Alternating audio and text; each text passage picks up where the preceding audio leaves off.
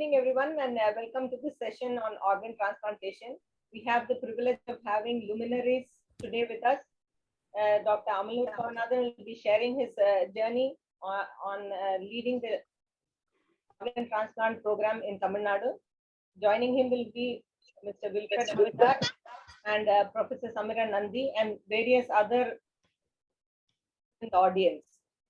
And Dr. Amalur Pavanathan, in his typical modest style, said, just introduce me as a vascular surgeon. But as marvelous medicine ritual, I will just go through a few details. Dr. Amalur Pavanathan is a vascular surgeon at Vijaya Hospital in Chennai. He did his MBBS and MS General Surgery from Madras University and MCH in Vascular Surgery from Tamil Nadu Dr. MGR Medical University. He was the transplant coordinator in Government General Hospital, Chennai, after which he was designated as the convener cadaver transplant program of Tamil Nadu in 2008. The Transplant Authority of Tamil Nadu was formed by the government of Tamil Nadu on 12th December 2014, and Dr. Amalur Pavanathan served as the member secretary of Transplant in 2016. Tamil Nadu has a disease organ donation rate of 1.8 million population, which is 7 times higher than the national average of 0.34 per million. The state has been awarded the Best State Award in Cadaver Organ Donation from the National Organ and Tissue Transplant Organization for 5 consecutive years. All this would not have been possible without the tremendous work put in by Dr. Amalur Pavanathan, Mr. Wilfred Davidar, and many others in Tamil Nadu. I cannot deny Patta Radhakrishna the opportunity of introducing his guru and teacher of teachers, Professor Nandi. Over to you, Patta. Vidya, I'm not prepared. I've written so much about Dr. Nandi so many times, so many places. Is a gift to India.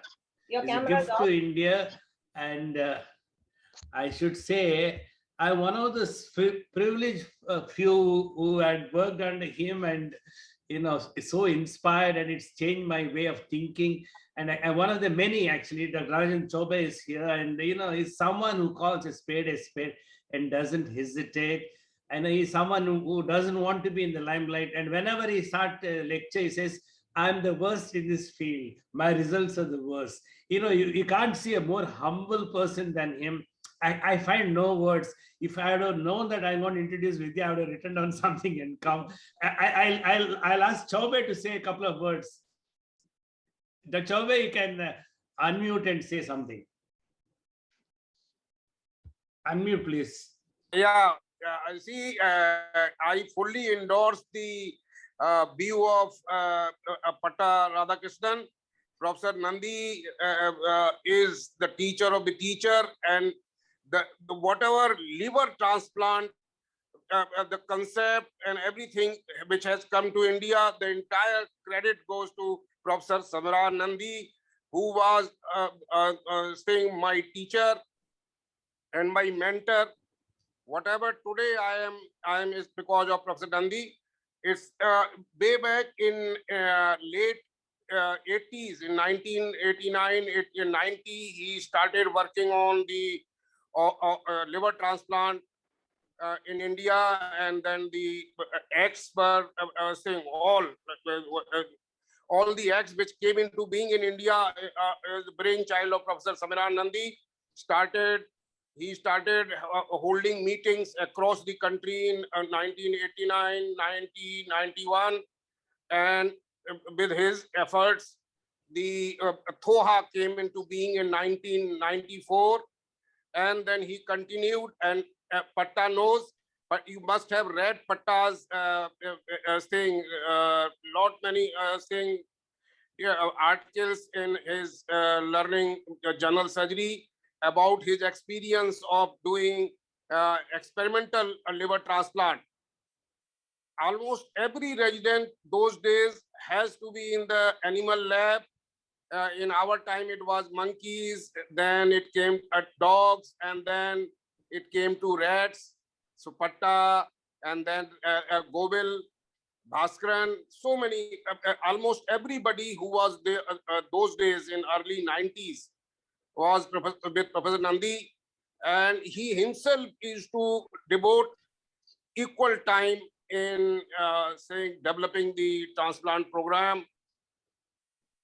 But before the transplant program could come into being in All India Institute of Medical Sciences, Professor Nandi shifted to Sir Gangaram Hospital, and it's because of him. Recently, there was see, Professor Nandi has replied on Singh Patta's article regarding the how should the GI surgery and how the hospital should be there. And I had commented that it's because of Professor Nandi, Sir Gangaram Hospital, which was basically a hospital for the central Delhi, has developed into a academic institution of repute.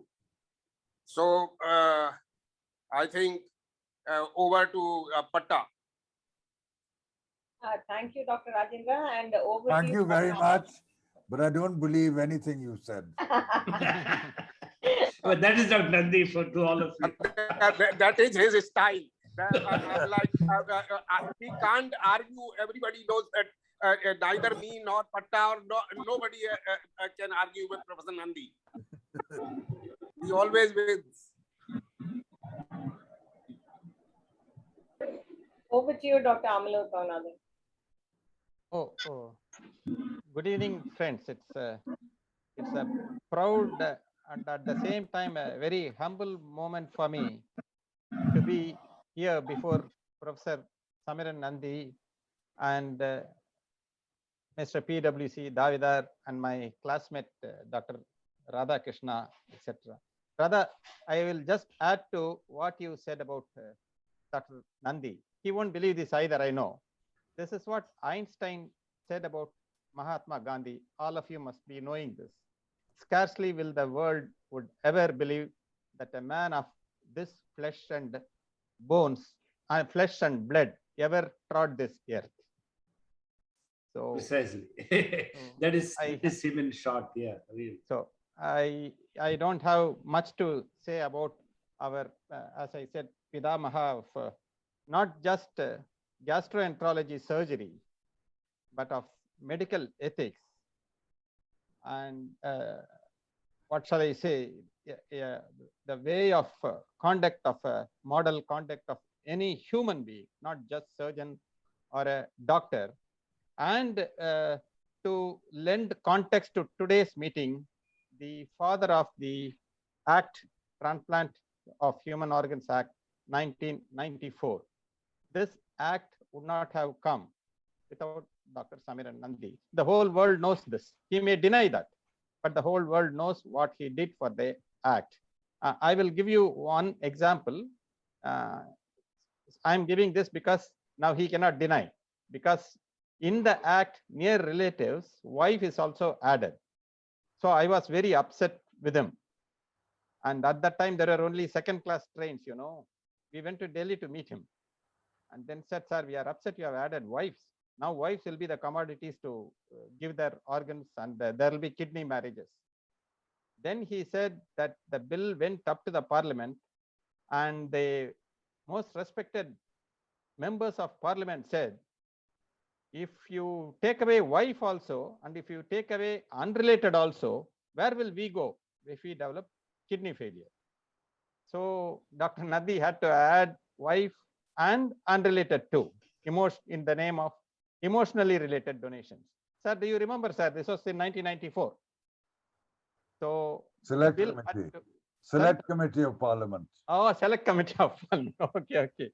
So there was also another occasion when, before that I must tell you, when we were young people, you know, young angry leftists, and when Dunkel draft was imposed on India through GATT, myself and Dr. Thomas George wrote an article to National Medical Journal of India. We were just young assistant surgeons, barely out of post-graduation.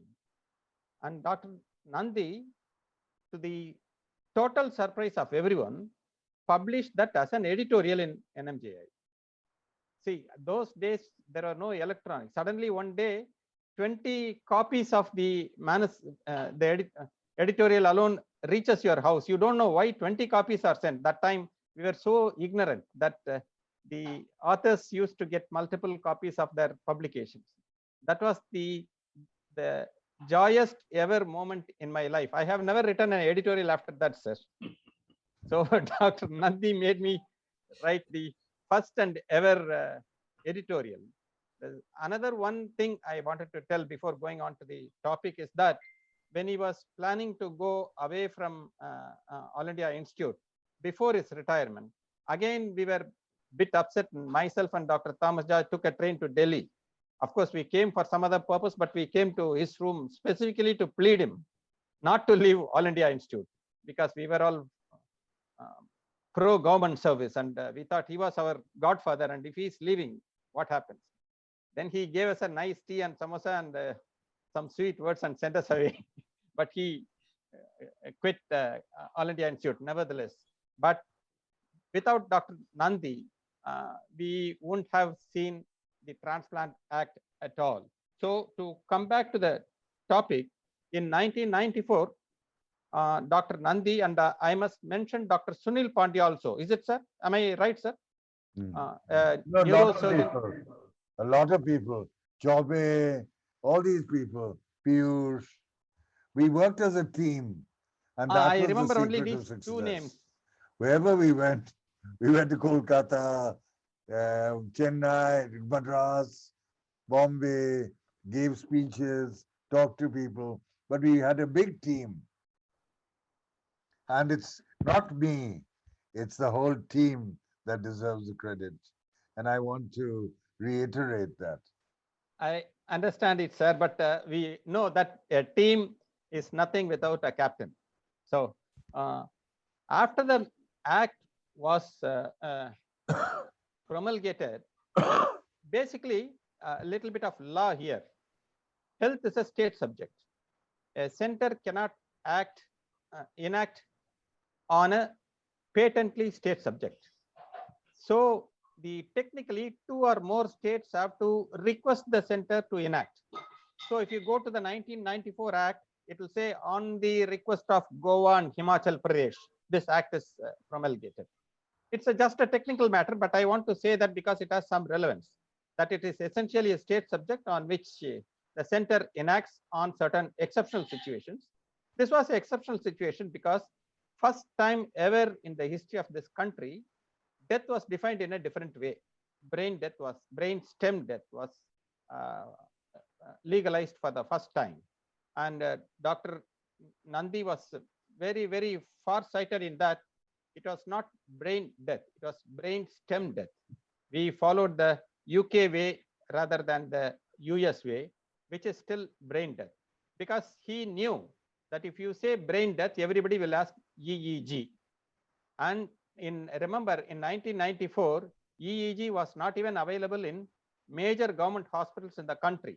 In Tamil Nadu, we had 2 or 3 EEGs probably. So very, very wisely, he put the entire diagnosis of brainstem death totally clinical and 1 ABG. That's all. But 4 doctors have to sign.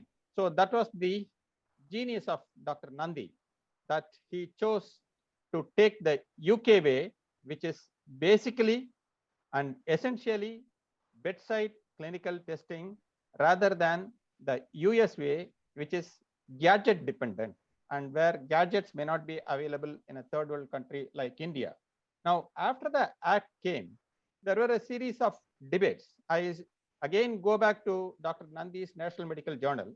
There was a doctor then called Dr. K.C. Reddy from Chennai. He said if poor people are willing to give their kidney for money and a rich person is able to buy, why not? See, it's a fair transaction. It's like buying an expensive car when you require. What is the wrong? Somebody gives, somebody takes. So why are you bothered much about that? Dr. Nandi published that also in National Medical Journal. Then I wrote back saying that in any transaction, it's not the buyer and seller alone, but what is the net action of that transaction to the society? I took the example of selling pethidine or heroin. The seller is happy, the buyer is happy. Why should the society bother? The society bothers because it spreads addiction. It spreads a false value to the society. Therefore, all economic transactions must also be socially relevant and socially benign transactions. So Dr. Nandi published that letter also. And Dr. Mani also joined us in the debate. Mani also said organs should never be bought or sold. But Mani took one more stand, that organ transplant is so costly that it can be taken only in private hospitals, and government hospitals need not do organ transplants. For research purposes or for teaching postgraduates, 1 or 2 centers can do that. So I have to take on Dr. Mani and Dr. K.C. Reddy simultaneously. So I replied to Mani saying, if a facility is available for a rich man and if it is not available for a poor man, we are not living in a democratic society. This society will be diminished if you enact a law and then place the law and the organ above the reach of a common man.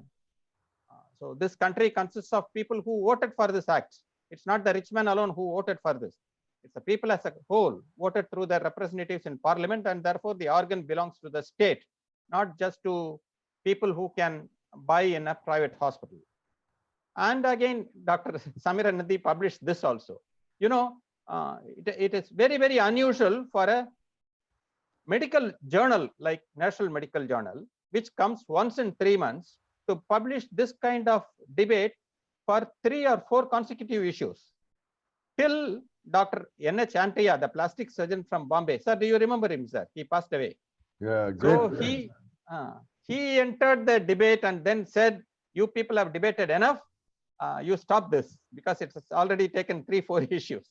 So the debate started then. What I wanted to say was, there was a intense debate on whether organ sales must be allowed or not, and who must get the organs. See, if you go through the 1994 Act, the Act tells us who can donate. A brainstem person can donate, certificate is needed, etc. But the Act never says who can receive the organs. The Act is deliberately silent on who can receive the organs, because health is a state subject, and the Act expected every state to have its own distributing mechanism. That was the essence of the Act, very, very clairvoyantly, very prophetically done, to enable states to have their own distribution criteria. So to come back to the story, in 2000, this Act was passed in 1994, but nothing significant happened for about 20 years, at least 10 years. There were few institutions like Mohan Foundation, which had a very informal organ distribution system. 4 or 5 hospitals will join. For example, CMC Vellore, Sundara Medical Foundation, Apollo and all. They may distribute their organs amongst themselves. It was few and far in between, maybe once in 3 months or 6 months, etc. But nothing regular. There was no such program. In 2004, a tsunami hit the coast of Tamil Nadu, and about 1 lakh died in Tamil Nadu and Sri Lanka put together. And there was enormous damage in the coastal districts. And the then Chief Minister moved the fishermen who were living on the sea coast to inland, inwards. So the Chennai fishermen were moved to an area called Ennur. It's about 30 kilometers from the sea coast, far away from the sea coast, not 30, I don't remember the exact distance, but it moved them from sea coast to Villivakkam, etc. Now, what does a fisherman do when he is displaced away from his mother sea? He starts drinking and gambling. He doesn't know any other trade. So his wife goes to domestic work, etc. And that money is not enough, and she is never accustomed to working in somebody else's house. So they all start selling kidneys. So much so that in one area called Villivakkam, you can see every other woman having a big scar in the loin. They used to sell their kidneys for 10,000 rupees, 20,000 rupees. The brokers may take 2 lakhs, 3 lakhs, and the rich man will get the kidney. It became a big scandal. you know, this Villivakkam, that area came to be known as Kidney Vakkam, a place for kidney buying. It was like an organ bazaar, veritable organ bazaar in Tamil Nadu. So much so, there was a small article in BMJ. Dr. Samiran Nandi will remember this.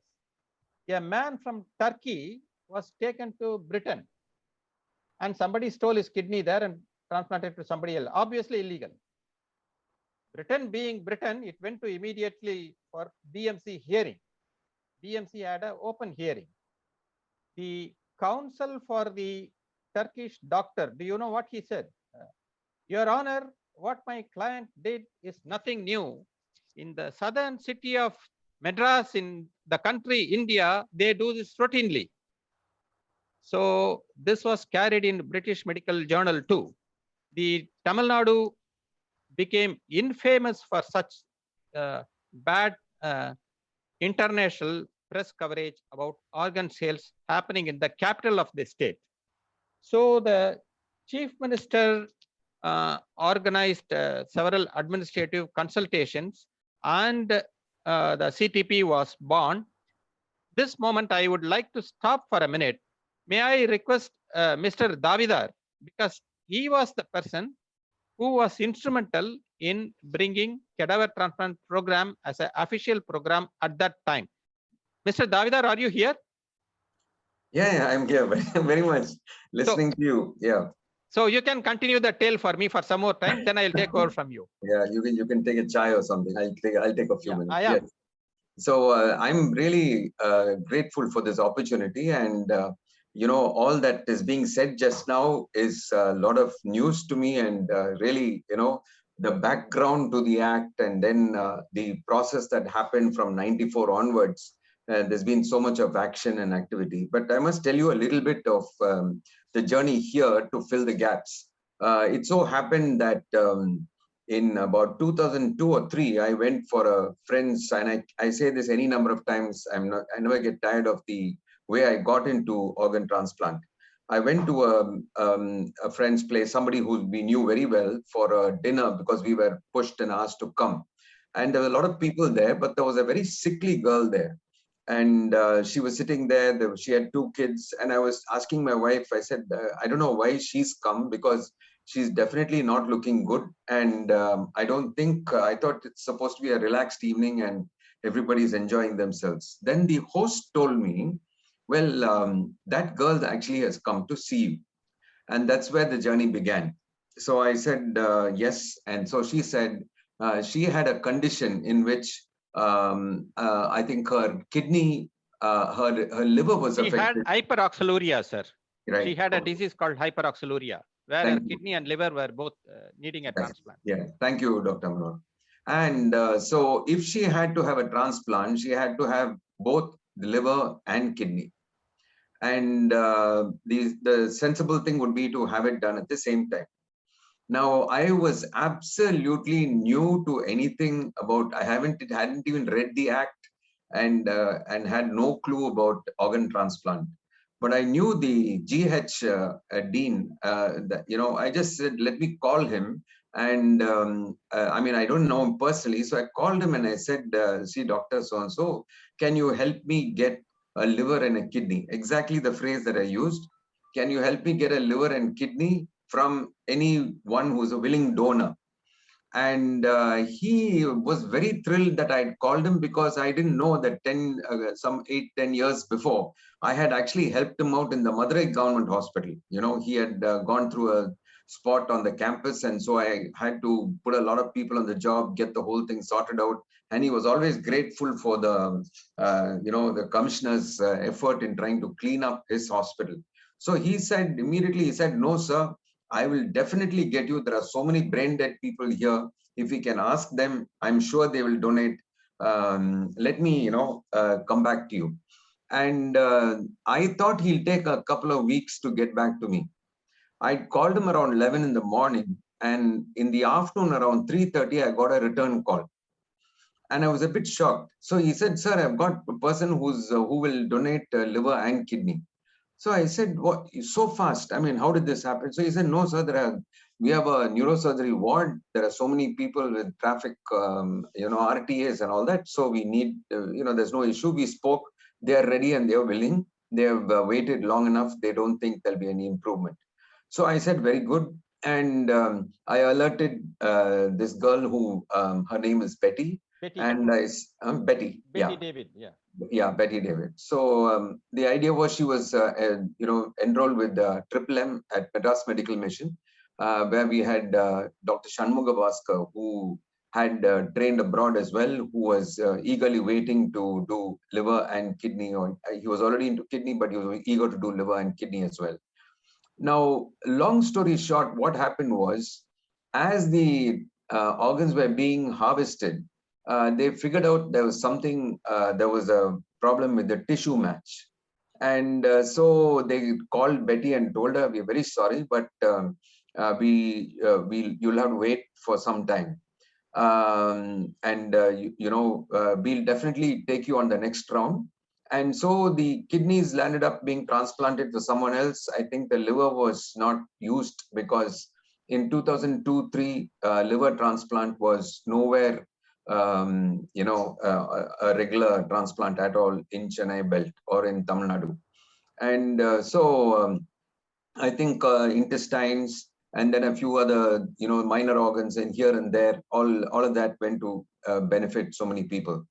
Then the dean of the Madras Medical College made one big blunder, which all things work together for good, but this was a blunder. He called the press people and made a grand press conference about how one life in the Government General Hospital had led to so many lives being saved and being restored to health and so on, and how two of them who benefited were actually from private hospitals.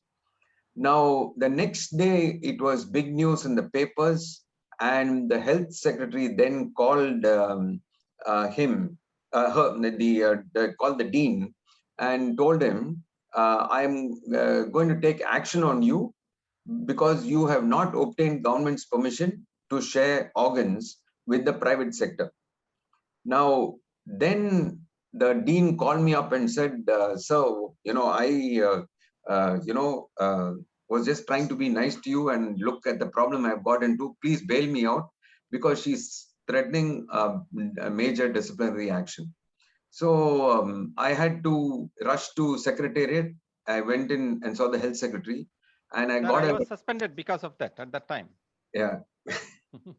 So there was a lot of drama, and then she said, I'm going to take action. Then I told her very simply, I said, see, if you're going to take action against the deans, then you please take action against me, because I was the one who actually asked him for this to be done. And this was the drama that played out. And then she gave me a piece of her mind and threw me out of her room. But after that, the whole thing pulled down. At least the dean didn't get suspended. I didn't know Dr. Amalur got it. But that's what happened. Then I still remember that conversation. I asked the health secretary, ma'am, if there are no rules, you say there are no rules to share organs, then why don't you, draft the rules? Why don't we draft the rules so that everybody's, it's fair and square and everything gets done properly. So, and her reaction was, there's too much of controversy in organ transplant. I don't want to go anywhere close to it. Now you please get out of my room. So I got out of her room. And that started a journey. So I started reading up. I wrote to people I knew abroad, including my brother-in-law, and asked for material. And I had an eye on this whole thing.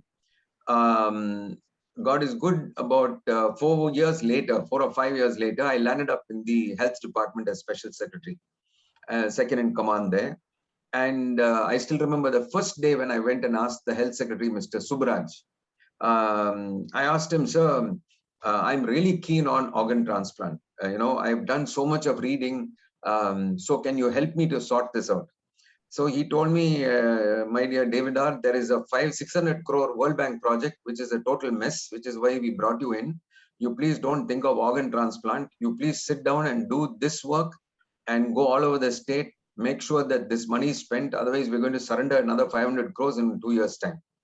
So he made sure I understood that on the day one. But within a few 3 or 4 months, there was this drama which Dr. Amalor was talking about, with that kidneys. It became the tsunami kidney bazaar and all that kind of a thing broke out, and they said, look, this is really a problem. And so they called the health secretary for a meeting at the CM's office. Mr. Syed Munir Hoda was then the secretary to the CM. So Mr. Subraj, we want to give full credit to him. Dr. Amalor knows him very well. He had the courtesy to call me up and said, David, are you still interested in organ transplant? I said, yes, I am. So he said, why don't you come? And that's how it started. We actually were waiting to see Mr. Munir Hoda when Mohan Foundation, Shroff was there, Mr. Srinivasan of ENOS, Mr. Karnakaran, and one more person who had come down from US. I forget his name. His father, he was a cardiothoracic surgeon as well, a heart transplant surgeon, sorry. Thanikachalam. Mohan Thanikachalam. Yes, correct. Dr. Thanikachalam. And I still remember I was sitting in one corner. I was the only bureaucrat in the waiting hall, and they were all discussing. And all of them were saying, actually, this meeting is pointless. Nothing is going to come out of this meeting. We have been lobbying for 10 years now. No government will take any risk. And it was a very dismal account that they were sharing. But all in all, I was invited inside, and I said, look, sir, if it's okay, will you just entrust this whole thing to me? So I must give credit to Mr. Subraj and to Mr. Munir Hoda. They said, okay, you work with the team of transplant surgeons who have already been talking to us and see what you can come up with. Long story short, we had, and I think I want to, kind of hand it over to Amalor Pavanathan with one or two more things, perhaps. We had a lot of discussions. And with the transplant surgeons. Initially, the whole thing was so negative, absolutely negative, because no one thought anything good was going to come out of it. But we finally landed up, the health minister, who had no clue about organ transplant, attended a meeting and pretty much told the whole crowd, I will do everything to promote organ transplant. Whatever you guys suggest, I will implement it. And then we had Mr. Subraj, who just gave me an open check, literally. He said, listen, David, you would put up any draft and I'll sign it. And then Dr. Amalor Pavanathan, Dr. Shroff, the whole team, they really worked together. They'd done a lot of groundwork. So step by step, we put government orders. Very interesting. This is perhaps the first state or perhaps the only state where a medical procedure was issued as a government order. Because the transplant surgeons told us, we don't trust the law. It's too, we can't say we are doing it according to law. You put a government order, then we'll say we are doing it according to the government order and we'll do transplants. So we issued a government order for brain death declaration.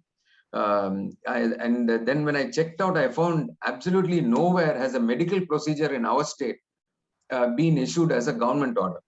But that's what we did, and it actually worked. It did work. And then step by step, it has really built up. And then the southern states and quite a few other states dropped in over the years to see where we were heading. And I want to hand it over back to Dr. Amalor Pavanathan.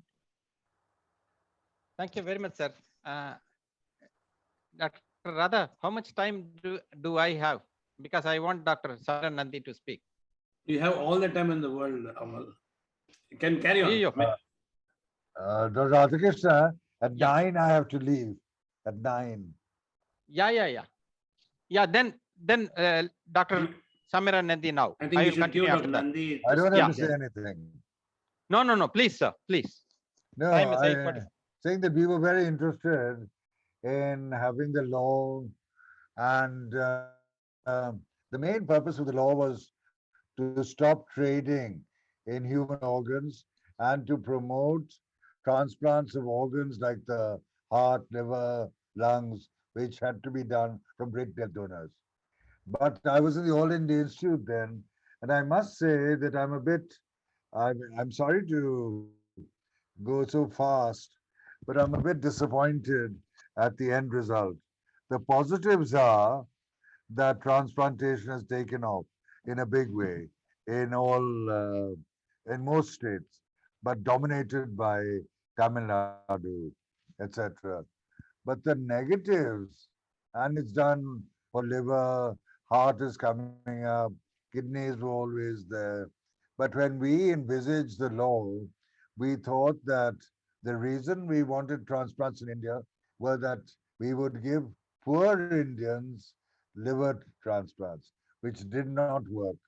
Now, as far as liver transplant is concerned, and I have data on this, 95% of all liver transplants are done in the private sector, and the law which uh, for deceased donor organs in the north is practically zero, and it's only the south. But I'm sure that eventually it's all going to work. But I think that we made a start, and I think also that the other thing that we have to recognize is that it's the most corrupt medical practice going on in this country. And I'm interested in corruption. And I think that the average kind of kickback is between 1 lakh and 2.5 lakhs for doctors who refer patients. Now, all these things have to be recognized and checked. Sir, you are undoubtedly the father of transplant surgery in India, but I am not sure whether as a father you can be proud of all your sons or all your children you have produced. Many are delinquent, I believe. I think we are proud that it has come so far, but all these glitches have to be solved. We must uh, must promote transplants in public hospitals. We must promote deceased donors, and we must stop corruption.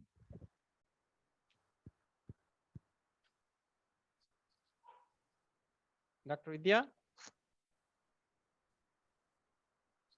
Vidya? Please carry on, sir. Please carry on. Amal, we usually close this program by 9:15. So you have.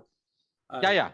Thank you very much, sir. Thank you very much. I was fortunate enough to have Dr. Nandi in this program. So I will quickly go through. As I said before, the Act is silent about who will get the organs, how the organs will be distributed. That, I believe, was the major reason why, even though the Act was promulgated in 1994, nothing major happened till 2008 or 2007.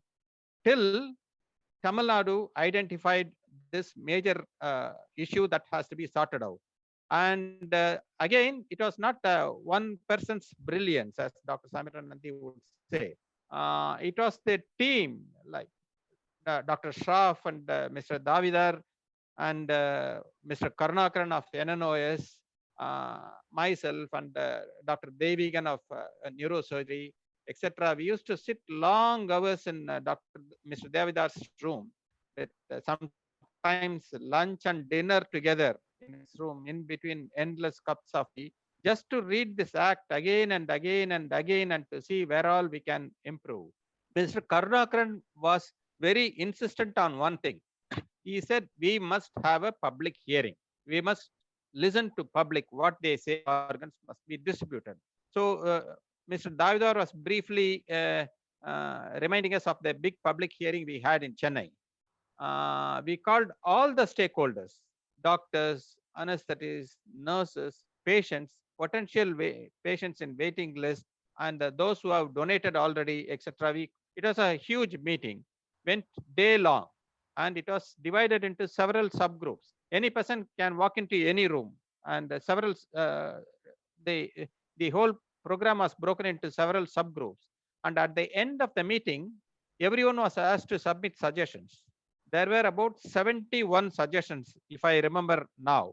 Mr. Davidar, you must pitch in when I am faltering in my memory. So I remember it was 71 recommendations or suggestions. Then Mr. Davidar said, we will concretize them. We will narrow them to 10 or 15 and then convert them into government orders. This was the majestic sixer by Mr. Davidar. So, where public opinion became government orders. Usually, government orders are thrust from above. Here, for the very rare occasion, I remember where the government orders emanated from people's opinion. And I believe even today that was the single cause for the success of the Tamil Nadu program, because this program listened to people. It was not the idea or a flash of brilliance from any particular bureaucrat. As Mr. Davidar said, the then Health Secretary, Mr. Subiraj, all credit to him. He very clearly said, look here, I don't have time to devote to all these things. If Mr. Davidar sends a draft, I will sign.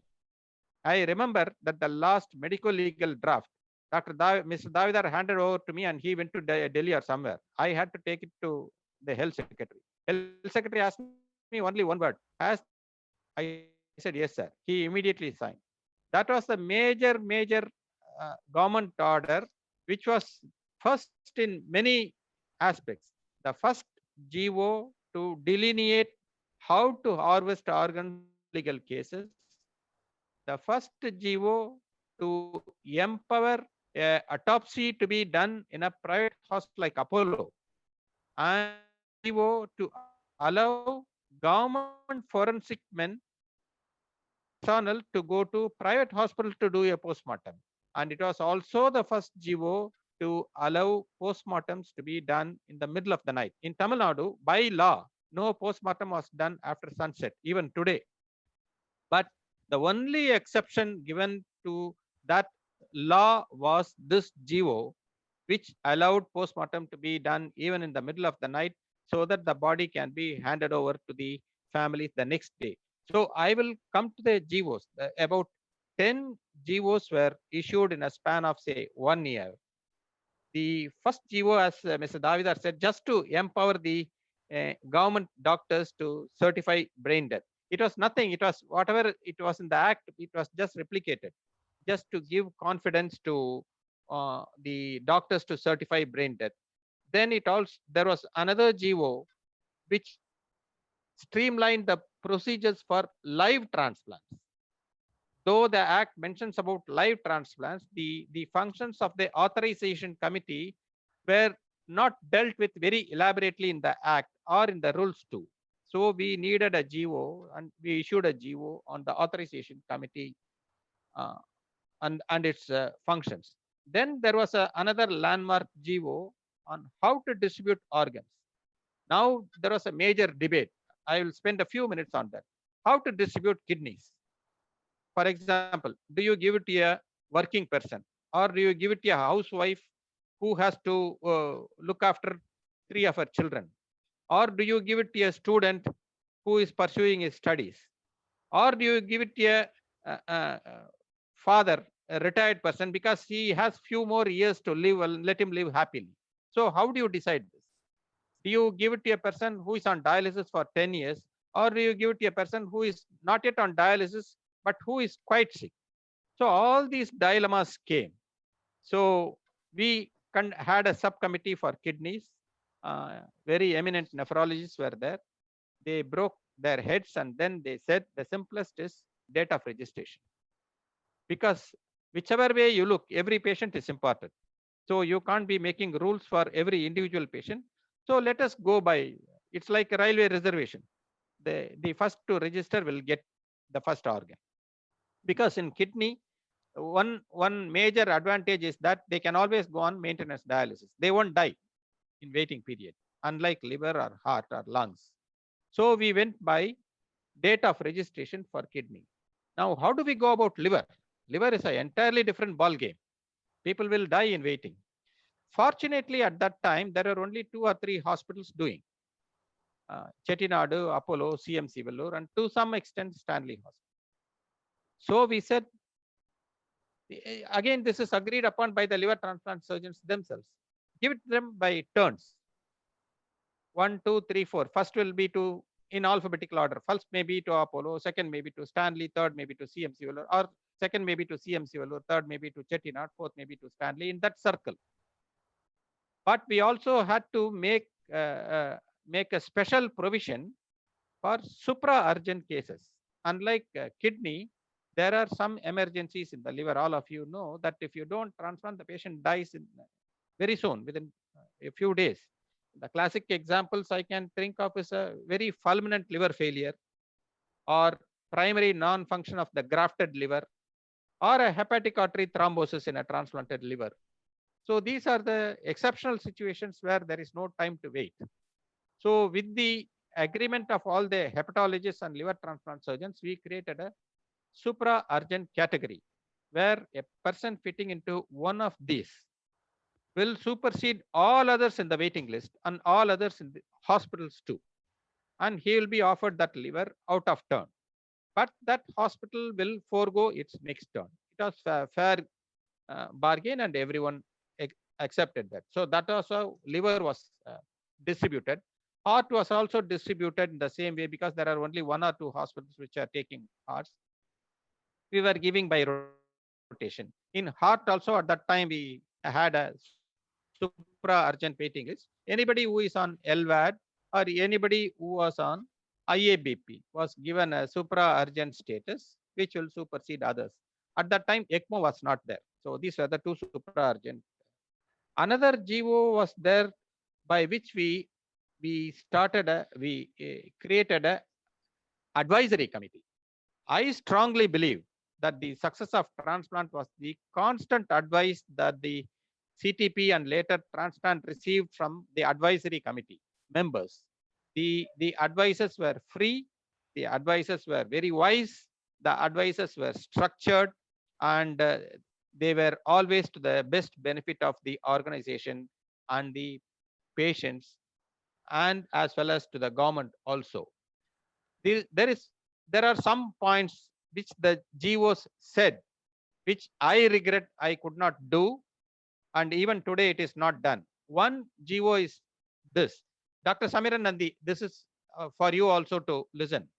One GO says that I read from the GO, the approximate range of cost of a transplant surgery by specifying the organ type on the website of the hospital and the website designated for the purpose by the health department. The approximate cost of the transplant surgery should be displayed by specifying the organ type and the cost in the website of the hospital and the website of the government. Till today, Dr. Nandi, no hospital has ever done that. No hospital tells publicly what is their charge. They may tell the patient, but they don't tell publicly. I was not able to enforce this, and I believe till today it is not enforced in Tamil Nadu or anywhere in the country. So I do not know what is the hesitation all about. Don't we get angry if you go to a petrol bunk and the petrol bunk doesn't display the price of petrol today?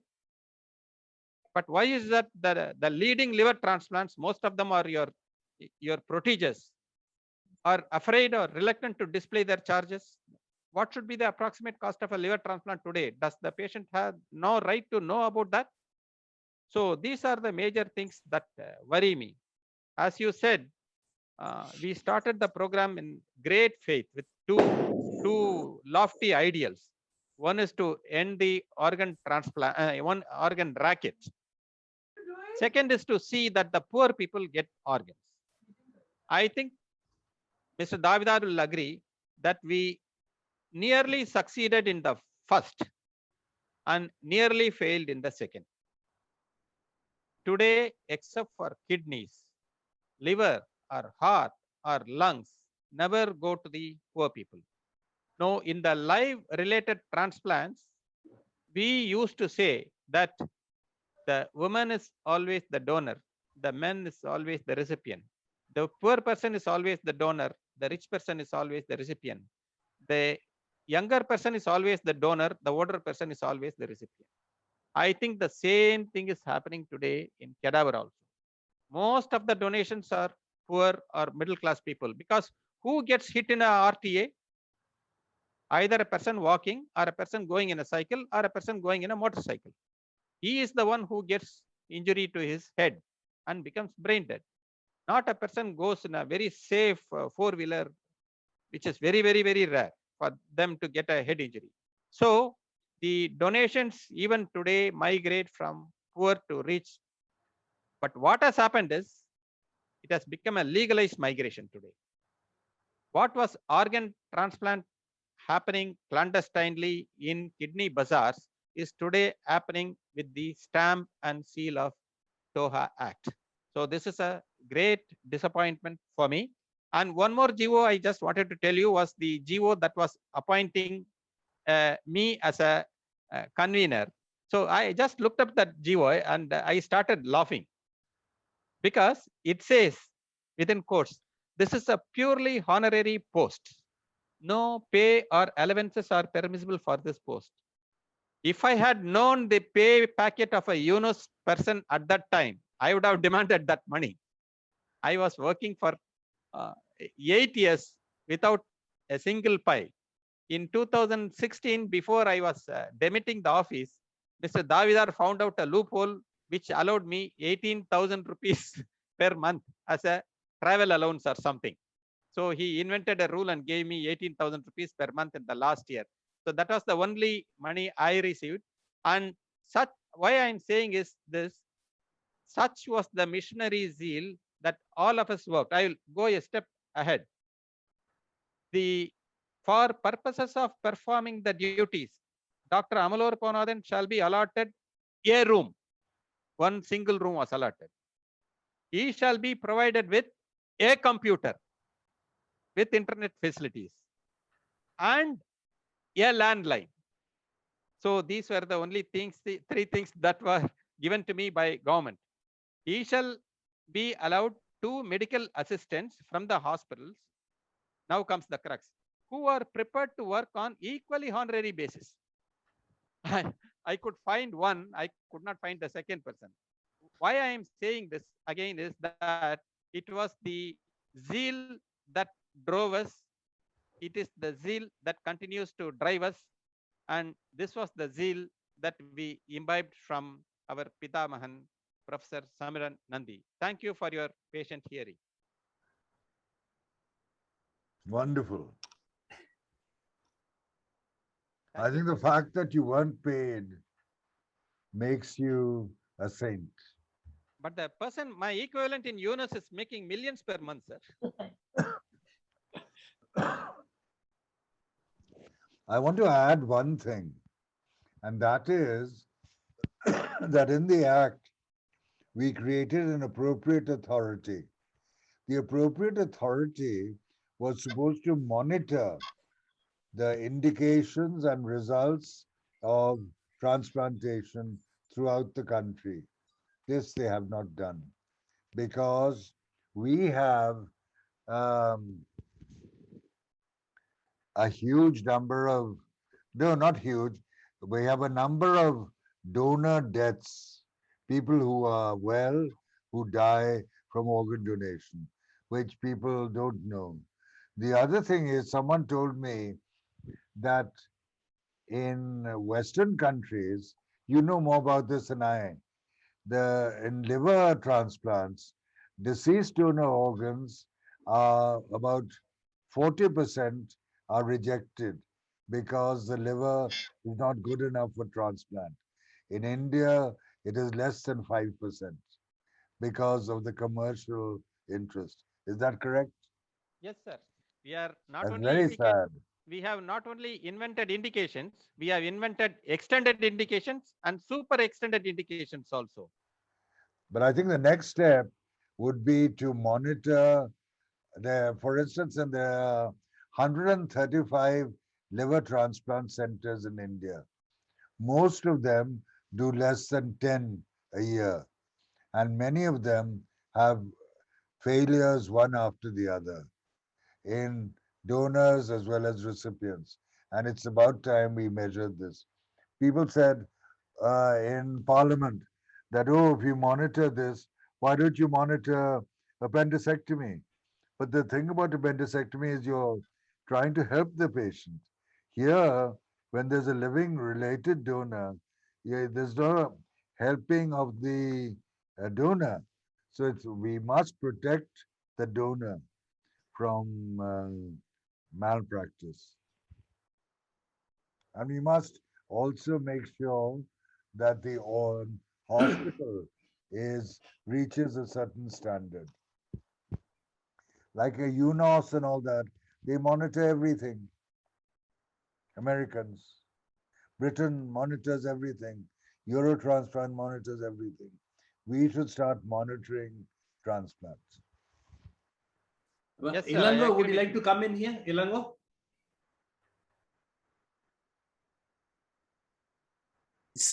Thank you, sir. Thank you for the opportunity. It's nice to hear the stories. I was a postgraduate student in the GI surgery at the time when all these stories happened. So I was a silent witness to most of these things, and I have watched Dr. Amal standing there during the initial procurements, trying to help the teams, and that got me interested in organ transplantation. I worked through, and then I went to Pittsburgh. A lot of things was an inspiration. Their commitment, Dr. Amal's, Dr. Surendran and the team. I have a lot of inspirational stories at that time, which encouraged us to take up organ transplantation. I think I was the first to go from Madras Medical College batch of GI surgery PGs to complete the organ transplant training. But when I came back, a lot of ground realities started dawning on me. The truth is that we have not broken through the organ trade yet. It's very difficult to change the society's view on that. In the last 4 donor workups, the first question asked by the recipient family was that, can you get us a donor? So-and-so hospital is doing for us, why can't you do it for me in the same city? So we had no answers. We said, we will not do this. We go by the rules. We will not change it. All the 4 patients left our service. We are happy to stick with that. And that's one of the reasons why we do far less than what we actually are trained to do. So that explains why some of the units are still doing less than 10, because we have to, if you have to stick by the rules, you probably end up as a loser. So this is ongoing. Trade is still happening. The rules are still being broken, and there are no nothing to be corrected. The second thing is that the addressing the poor, I think that has happened. I completely disagree with what was spoken here. I think the government of Tamil Nadu initiated that, the CM scheme, under which a lot of people actually benefited. I would say again, the last 4 transplants we did, live donor transplantation, all of them were from poor families, and all of them used the scheme. So we are able to do poor families, but the difficulty comes 1 year after we stop the supporting program. That is when we have difficulty. I mean, we work through that. We are trying to get them drugs at subsidized rates, but still, if they develop an infection or a late complication, they have no option to fall back on. So that solution is still not there. We don't have good social support. So those were the 2 comments I wanted to make. But still, it is very remarkable to hear these stories once again, which was the original inspiration for me to take up transplantation. And I thank all my teachers for their contribution. Thank you. If I can ask Ilango, Amal a question. Amal, why isn't this process happening in government sector? The transplant has come to India for so long now. Why is it not happening? Why you couldn't force it, Amal? Why robotic surgeries do not happen in government service? Why? No, I can skull-based answer surgery? for robotic surgery. It's too expensive. And Same there thing, are sir. very few indications. Same thing, sir. Not worth it. Government sector. the liver transplant costs so much in government sector, and simply that there are no trained or skilled surgeons at that time. The government doesn't have money to spend sending personnel to Pittsburgh to learn liver transplant or send them anywhere else to learn. And even if you send them, they go learn, come back and resign their job and go elsewhere for green pastures. So the government is not able to retain talent for various reasons. One is the low pay, and outside world it's so glamorous, and you know, some of your students are crorepathies today, sir. So money is too much, and so people go where money is, normal people. So that is why, yeah. People used to, I mean, Patta Radhakrishna has shared these stories several times about how Dr. Nandi initiated transplantation in dogs in the laboratory long time before this actually happened in human patients. This is the same story I've heard in Pittsburgh too. And even when I was there, there was a lot of laboratory work that was going on. The skill level required for transplant surgery is really high. It seems forever incomplete. There's always new problems coming up, and the skill requires regular polishing. So that kind of commitment requires an individual drive. I don't think so it is just government or private. I think the needs of the government hospital doctor are slightly different from the needs of a privately driven individual. But I think a well-motivated government doctor can still do a good liver transplant program. The problem is motivating a team. A single person probably will not be able to make a difference. We need 3 or 4 people sitting at the same institution, driving it in the same direction to get this done, which seems impossible. But I think that's what this is. If I put it bluntly, it's a lot of selfishness. See, I spent my entire savings, and my wife was pretty okay with it to spend our lifetime savings going to Pittsburgh. It's not that I come from a very rich family. Whatever I saved during those 3 years of work, paltry sum, we used it just to land in Pittsburgh, and we survived just on the basis of the salary provided by the UPMC department. So that's how it is. You still can do it. It just requires a will. I mean, it was an inspiration looking at you, Amal sir, and I think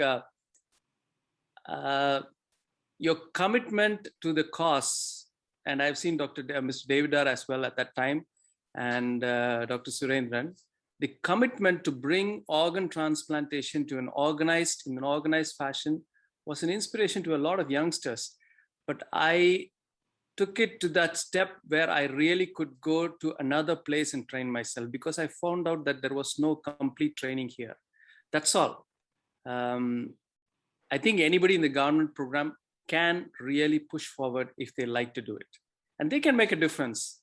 And we all agree that unless poor patients experience the benefit of liver transplantation, the organ donation rate will really plummet in a short time. It's only I mean, already a lot of, one of the problems my coordinator faces every time he asks for a donation is, I know what you guys do. You only make money out of it. Just get out of my room. Is the first response in 90% of the place when we solicit this. And it is getting difficult, because I'm not saying that things are clean and right in transplantation, and public perception has really fallen. We have a lot to do. We have to win back their confidence. That is a bigger challenge than doing any kind of technical work in transplantation. Now, if I dare ask my mentor, Professor Nandi, this question, why the Tamil Nadu formula couldn't be implemented anywhere else in India, especially in the north, where you have all the influence? And I have a question for Dr. Nandi too, before he leaves. Why was brain death defined only in the TOA Act? Why was it not considered as a uniform definition of Death Act as it is in the US? Because now everybody thinks brain death is only for procurement of organs rather than the actual death? And what is your thought on that? What was your thought on that? There's already 1860 penal code which said that Dr. Singhvi, you know, the great lawyer, and I Yes. was sitting in his LM Singhvi, and I was sitting in his office and Abhishek looking Singhvi's up father. these things. Indian Penal Code says that death occurs when the doctor says there's death. There's no, there is no carotid pulse or anything else. And brain death, we said it was brain death because people will understand that everyone knew that if the heart stops, the patient is dead. This is a kind of death where the heart is beating. And that is the main reason why we called it separate. And If I think those if are, I may interrupt you, sir, the question is that we have problems in declaring brain death for purposes other than organ retrieval. So if there is no clear sort of law or enactment of declaring brain death. So what Ilango is perhaps asking is why was it narrowed down to just organ retrieval and not brain death as a whole? Yeah. When you because went through so brain, much of trouble, perhaps if it had been made a general definition of brainstem death, it would have been easier for many other purposes, even for patients who are not going to be donating organs. I'm not in ICU, but I think the number of people who have brain death, brain death, the diagnosis demands 4 doctors. And in the old days, a neurosurgeon, the person in charge of the hospital designation, the person in charge of the doctor, and of the patient. So it's a very complicated thing. And this is only done to make sure that the public was assured that there was no hanky-panky. And to go through all this for a person other than transplantation is probably not worth it. I must say, I'm a bit ambivalent about now about transplanting livers into poor people because I was in one meeting in the International Center when we had an MP, a minister, saying, oh, we want to give transplants to everyone. But you know, the poor person, the beggar outside All India Institute, if he's dying of alcoholic cirrhosis and you give him a liver, where is he going to get the money for immunosuppression? These things, and it's opportunity costs. The government only has a certain amount of money. Instead of doing transplants on beggars, they could spend it on providing clean drinking water or lavatories or something, you know.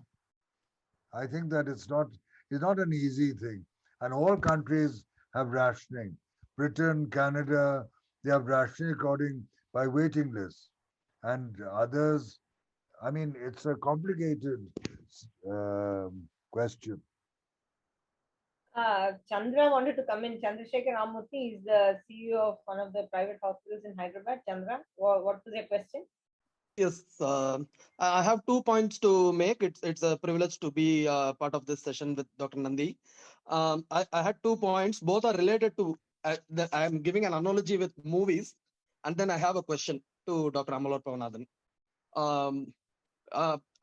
We used to call Dr. Samiran Nandi as the director Bharadiraja. There's a big director in Tamil called Bharadiraja. You might not have heard about him, sir, but the Tamil guys here will know. So in the 1980s and 1990s, every successful director, 8 on 10 successful directors out of 100, 80 directors would have somehow come from that school. Like he had a lot of assistant directors like Manivannan, Bhagiraj. Manivannan gave Vikram and Vikraman gave Ravikumar. Ravikumar gave Cheran. And if you see each pedigree, then there will be a line of 10 directors who got trained with him. Like that in liver transplant, whoever we see and then go and trace the route, it will be either from Dr. Soin school or Dr. Subhash Gupta school, and then everything will go on to Gangaram to Dr. Samiran Nandi. So I think that is like a stalwart a phenomenal person who has shaped transplants in the country, and I'm so privileged to talk in the same platform as him. The second is again related to movies. I saw two movies, one in Tamil and one in Malayalam in the last 2 years. In both the movies, the core theme is doctors and hospitals make accidents, kill people, make them brain dead, and then transplant the organs. What sort of irresponsibility is this? Can't we do anything about it in a country where the organ donation rate is so low compared to other countries? And we are trying to give a message to people, we're trying our best to increase awareness about organ donation. And this is the message our filmmakers send across, that hospitals kill patients, make them brain dead to steal their organs. And the medical fraternity is helpless. These are commercially successful movies that I am talking about. So that's a food for thought for everyone. And my question to Dr. Amalokapranathan is, so DCD donor, is it possible, is it feasible in India in the near future? DCD is donation after cardiac death. Yes. So donation after cardiac death requires enormous amount of preparation and readiness. It is available, it can be available only in few centers which are regularly doing transplants and where there are a regular number of brain deaths occurring. At present, 1 or 2 centers like PGI Chandigarh are doing this. Apart from that, even I tried to do it wherever I worked, but it was, believe me, it was very, very difficult, extremely difficult. You must have everyone alert, right from your casualty, your ICU, your operation theater, your recipient, your microbiology lab, your pathology lab, your immunology lab, everything to be ready. And I couldn't succeed in Tamil Nadu, but PGI Chandigarh, they are doing somewhat. Mr. Davidar, would you like to respond to Chandra's comments?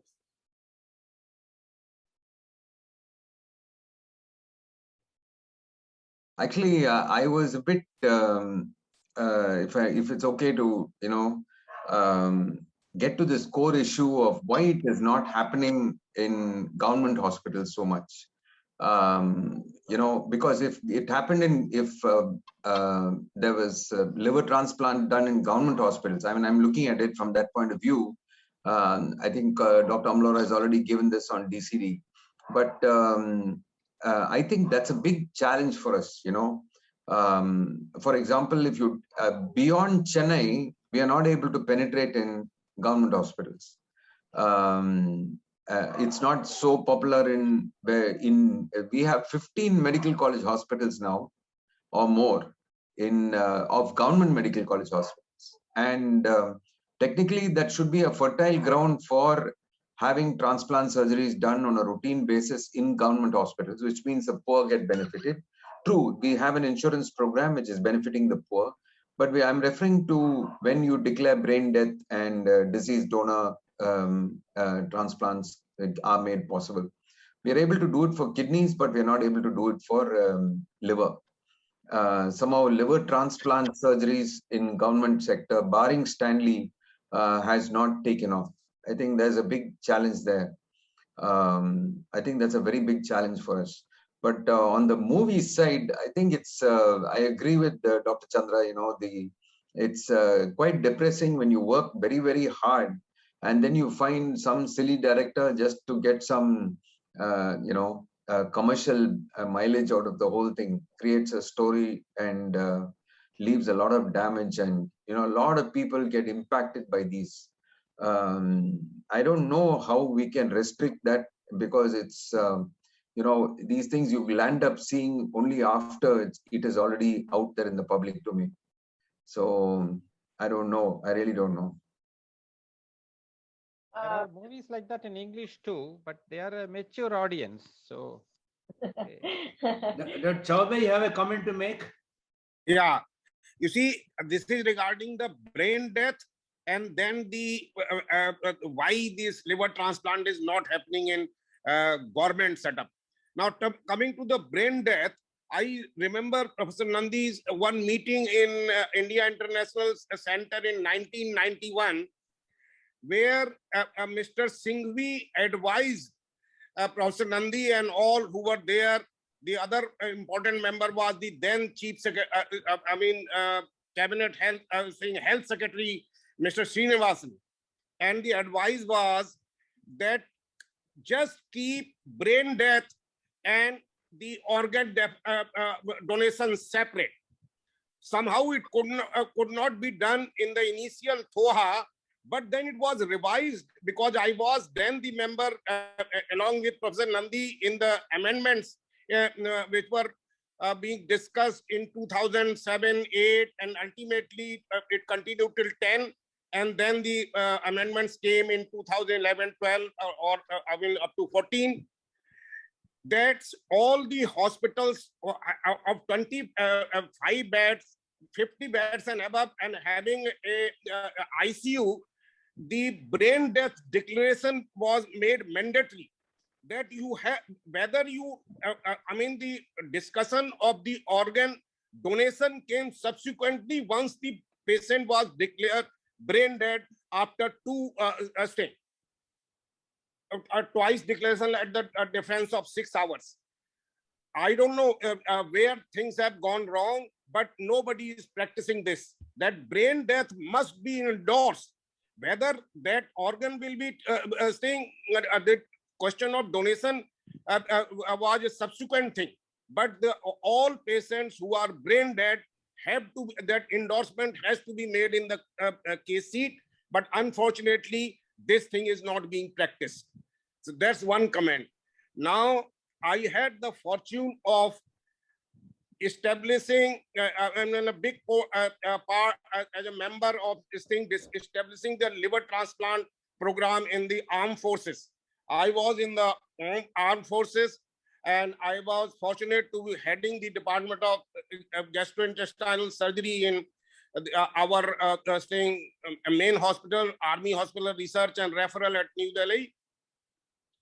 We set up a program, and I had some association with one of the friends in UK in Queen Elizabeth Hospital, which was one of the highest large volume liver transplant center. And we sent 19 people, 2 teams of liver transplant. I think 10 members went to Queen Elizabeth Hospital, Birmingham, and 9 went to King's Hospital. And Professor Rela and Darius Mirza and his team, they trained our teams. They came back. We started the program. What is I want to tell, and now it has stopped. It's being revived. The will of the organization is very important. Government, what is happening, that it has become very personality oriented. Tamil Nadu, I must say, they had a person called Mr. Davidar. I had the fortune of meeting Mr. Davidar and Mr. Amol staying twice, thrice when I was the director or principal of a medical college at Port Blair, and I was a part of the SOTO of Tamil Nadu. And I used to come and attend their meetings. And you have to have a person like Mr. Davidar, who's so dedicated. And the main thing is a government, you need a will. And somehow the government doesn't have a will to have the liver transplant in the government setup. Vidya, to take up 1 or 2 questions from the I audience. just wanted to say, Suresh Mathur has been extremely active on the chat box. Would you like to say something, Surendra Mathur? Vidya, Yeah, before I do. that, just only one question I I want have to to put to the leave. audience. I have to go somewhere. Thank Thank you. you Thank and you so good night, much sir. thank you so For much for inviting joining us, sir. me. Thank It you was and a good night, sir. wonderful meeting. Wonderful. Thank you, sir. Thank you. Thank you very much, sir. You must invite me pleasure. again. Yes, It's a sir. pleasure and Will do, honor, sir. Thank you. Good night, sir. Bye-bye. But Yes, sir. Vidya, I just have a small 10 Yeah. seconds question, and then you can, Mathur can come in, please, if you can allow me. Yes, sir, please. Yeah. Yeah. My main question is not why liver transplant is not happening in government hospitals. Why brain death certification is not happening even in the capital, Delhi, in All India Institute of Medical Sciences. or in the hospital where the headquarters Noto is situated. How many accidents happen every day? How many brain deaths are certified in these major hospitals in Delhi? And why there is no audit at all? Why there is no checkup at all? And so this is a major question, leave alone transplants that requires expertise, skills, operation theatre, etc. Yeah. What is it there to certify brain death in a such huge trauma care unit of AIIMS or in any other big hospital in Delhi? This foxes me to no end. A second, Dr. Mathur, come in, please. Yeah. Dr. Amlo, I would like to answer your Sir, question. sir, we'd like to see you, sir. Oh, Yeah, I'm, please. I'm not in proper. It doesn't matter, sir. That is okay. Doesn't matter, sir. Doesn't matter. Doesn't matter. We have seen you. No, no. You are, No, this is not my that you are one of the most. attire. So Ah, I just wanted to listen to everybody because I enjoyed the thing. Because here we have got stalwarts who have worked so much for the whole thing, whole cause. So Amlo, this is something. I will say there are two things. Okay. One, I can talk about the rest of the country because both Tamil Nadu and Maharashtra, say Mumbai and Chennai, had the expertise to do the liver transplant in the public sector also. The Stanley Medical College did. I think RPS Shanmugam was the first one to do the first disease donor transplant in Stanley. Okay. All India Institute also started like that because the heart transplant first which happened was the organ donation happening in the AIIMS Delhi. Same way in Mumbai also, that when I was in the public hospital, organ donation was happening regularly. Now, why it is not happening is basically because unless we develop, see, kidney transplant is something that is a different thing. People are happy doing the living donor kidney transplant because that's an elective exercise. Yeah, And absolutely. it doesn't depend on the donation from the disease donation for such to great extent, and dialysis is available. While the liver transplant, minimum, of course, the heart and lung also depend on the disease donation, disease organ donor. Now, if we develop the expertise of doing these transplants in the public sector, automatically everybody gets interested in doing the transplant. Then the organ donation will also happen. Okay. Now, as far as Delhi is concerned, if you look at it, when Dr. Nandi was at the AIIMS, organ donation happened, heart transplant happened. I think they did the 2 liver transplant also at that time. Dr. Chaube and others can confirm or deny that thing if I am wrong on that. But once he left for the private sector, you see what happened. Then the living donor transplant, particularly liver, is picked up. Now it is a boon because it gave the confidence to the people, the gastroenterologists and hepatologists and the public that yes, liver transplant can happen in India. But it was negatively for the disease donation.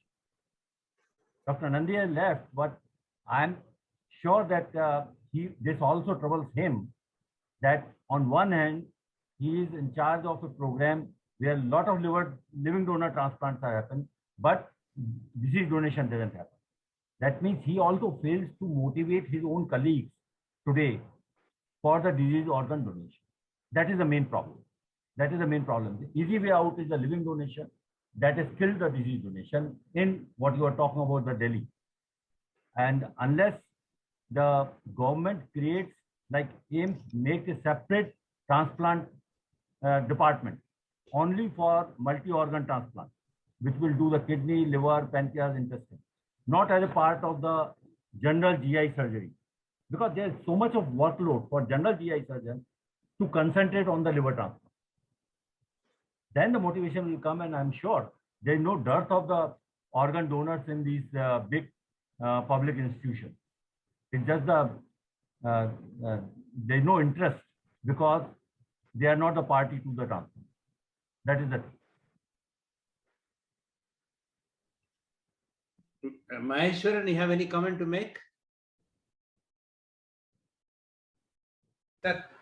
Thank you for the opportunity today. I mean, with the great speakers like Dr. Nandi, Dr. Amala Parvanathan, and all the senior members. I just would like to pick on the brain death declaration as well as the transplant in the government setting. I think, as Ilango rightly mentioned, what we need is a motivated leader in the transplant department. At the same time, there is, motivation from the ICU and neurosurgical department as well, because people think, for example, if the neurosurgeon declares a brain death in a government hospital, then the organ, if there is an in-house transplant team, then the organ being utilized in the government setting. But not all the government settings are, have got the facility to do the transplant, then automatically the organ goes to the private sector. So what people think, this is my perception, and have a few chat with some of my colleagues. What they told me is like, the neurosurgeon thinks, why I have to do the brain certification for a private hospitals who are going to earn money in lakhs? This is not part of my job. So they blindly say they don't want to be part of it. I think that is the big barrier that we need to break on the government setting. And number two, and the motivated leaders in government setting, Dr. Davidar mentioned, like, it happens only in Stanley and out of Chennai, nowhere the organ donation is happening. In fact, if you ask me, in Coimbatore, when, previous dean was there in Coimbatore Medical College, we all actually, even the private sector and the government sector, joined hands together, and then we want to improve the organ donation in the setting. It actually went very well. In fact, we had one organ donation in a government hospital where the private doctors went and helped with the organ retrieval as well as the transplantation. So this happened. But what happened was, when the COVID came, there is a lot of change in the government setting that actually put off a lot of people, and nobody's expressed interest in it, the subsequent people. So what happened? Because of that, the program become like a little bit standstill. So my view is, what, as Ilango said, I'm echoing the same thing. If the government setup is not coming forward for organ donation and transplantation, the disease to organ donation in Tamil Nadu will come down. Actually, a lot of hospitals, most of the patients will come for, disease donors only, because initially they thought we can arrange organs somehow, but ended up in having a living donor transplantation because they run out of time, or the loved ones become more sick. So that's the reason we moved on to the living donor rather than on the disease donor. But if the government setup is joining hands with the private sector, and we are, and again, they said, there is a lot of there is no expertise on the government side to do the transplantation. I can tell you, a lot of budding doctors, including me, Ilango, and all those people, if there is a need in the government setup, we are more than happy to come and give a hand. Whether, it is not in the interest of, economy or money or something, but we want to help the government sector. We want the program to run in the government setup also, that benefits the whole community. Maheshwaran, you just stole the question out of my mouth. I was just about to ask you and Ilango whether you would be fine with, doing a public-private partnership by going and helping out the government sector hospitals to perform transplant for their patients, so that, it motivates donation. So thank you for answering in advance. Thank you. Thank you. Anyone else want to? Yes, sir. Yes, sir. If it's okay, is that even the private sector potential is not fully utilized. See, I will tell you, except the hospitals which are doing the transplant, where the organ donation also happens, not fully. I will say that if there are donations in a hospital which is doing all types of transplant, heart, lung, this thing, there are potential for 10 or 15 donors in a month. There will be donation of only 2 or 3. Okay. But there are big hospitals, private setup, who treat the neurosurgical cases, okay, or neurological cases. And we should understand that it is not just the trauma, it is the cerebrovascular accident patients also are a good donor. Okay. And today, at least in Mumbai, our experience is that our 60% of the donors are severe. Only 40% are the trauma cases. And those who are past 60, but their organs functions very well. If you preserve the organs, if you do the proper selection, they do work as well as the younger organs. So that potential is not utilized at all. And there to get the consent is easier, because this is a little elderly population. The family, it takes time for the people to become brain dead, from the stroke to the brain dead. And the family understands and they accept that brain death much more easily, and the consent giving becomes easier in that situation compared to trauma.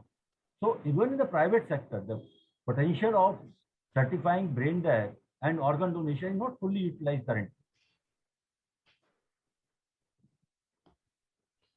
I Nalla, think, you wanted to say Vidya, something? we are reaching 9:30. Yeah, Nalla, you wanted to say something?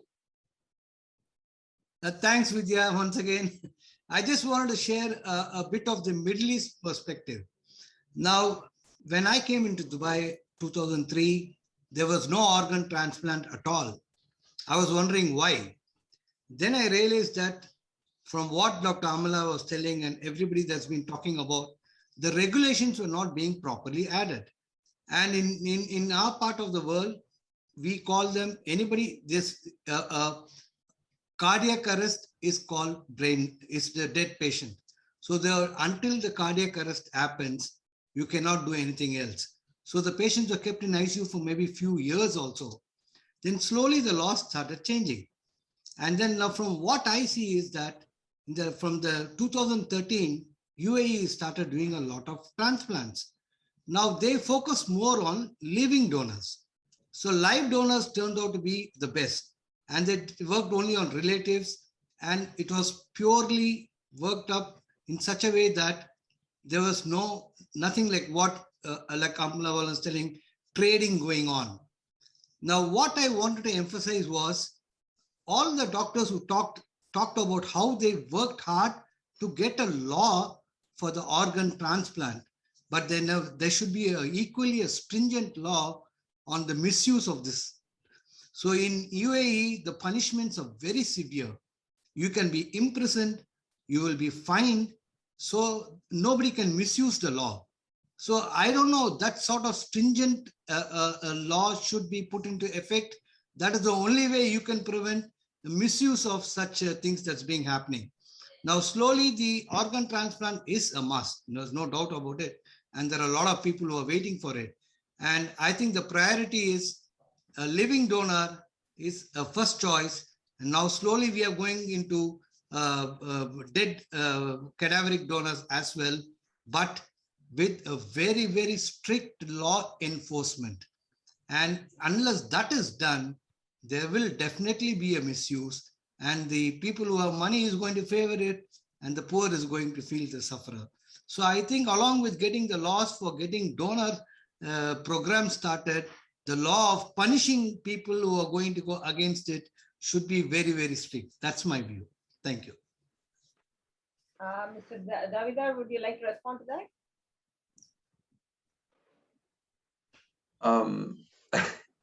No, I smiled when when you said I like it when an Indian sitting in the Gulf is telling us to be more strict to the laws here. I wish we were the Gulf. We would have gone a very far distance. But you have issues here where the genuine people have to run for justice, and the unscrupulous ones seem to have more voice, and even in the legal system that we have. So I don't see that happening, but we should still have that threat of police action now and then to crack down. And I think that's been to some extent happening. Once in 5 to 7 years, I think we have a major crackdown on some medical establishment that has really flouted the laws. In fact, most hospitals that are doing it on a regular basis now have a legal wing in place to make sure that everything is all right. So I think we have the law, but enforcement, like you are suggesting, it's a very long way off. I really don't see that happening. We're a good democracy, every sense of the word. But that was, sir, won't that encourage people to break the law more often? We find that if we stick to the law, we end up on the losing side. It actually discourages people. So we should have strict laws. Yeah. Very true. Public and the enforcement, right? So, Enforcement. taking Yeah. the law, it's the enforcement. Thank you everyone for joining us, and we had such a wonderful interactive audience. Thank you, Dr. Amalokannathan, for accepting my invitation, and Mr. Davidar for sparing your time, and all the other senior people involved in transplant who tuned in today and stayed for 1.5 hours. Thank you so much, and we hope to see you again on another program which will address some other aspect of transplantation. Thank you so much, and we'll see you again next Thursday with another episode of Marvelous Medicine. Good night. Thank you, Dr. Vidya, and thanks to all the participants here, and special thanks to our mentor, Dr. Samiran Nandi, and of course to my friend, Pata. Pleasure, you very privilege to have you. Amala, we want to hear more stories from you. Over a drink later. Yeah. Thank you, Davidar, sir. Thank you. And it's a real privilege to see some Dr. Samiran Nandi, Dr. Mathur, and our friend Dr. Rajendra Chaube, and so many others. It's a different atmosphere altogether today, Vidya. Thanks, sir. Thank you. Thank you very much, and good night. We had a full galaxy of stars today. Dr. Chaube, special thanks to you. Dr. Mathur, special thanks to you. Yeah, Radha, I just wanted, we should devise some online distribution of drinks. Yeah. Yeah, you think about it. Good night. Thank you so much. Good night. Good night, Amma.